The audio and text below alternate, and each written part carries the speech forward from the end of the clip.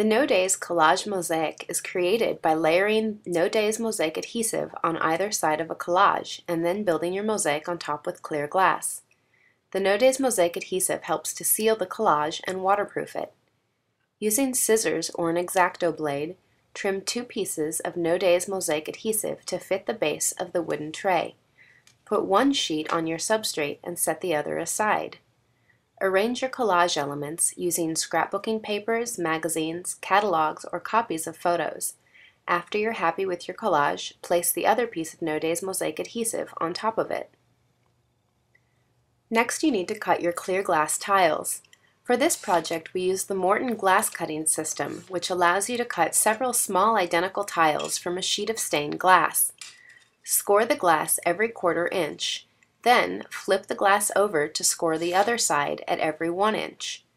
Break the glass into strips, and then break the strips into rectangles.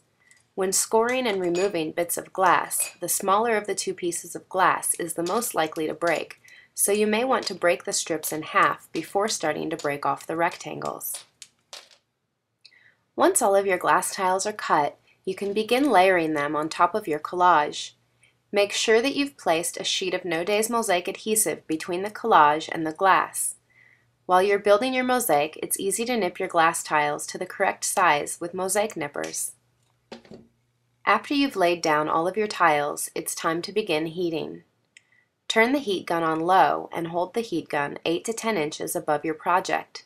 Smaller pieces of tile can be blown away, so it's best to start with the heat gun up higher and gradually move it towards your mosaic.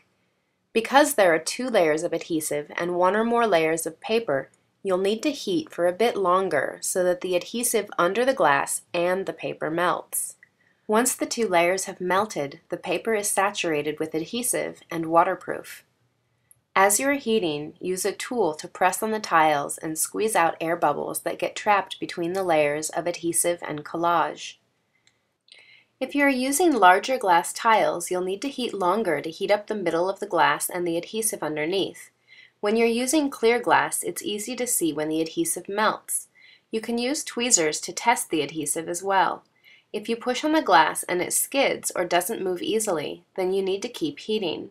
If the tile slides across the surface of the frame, then you know that the piece will stick. When you're done heating, turn off the heat gun and set it with the point facing straight up. This will ensure the longevity of your heat gun by forcing the residual heat to rise up through the end of the gun instead of getting trapped and burning out the elements.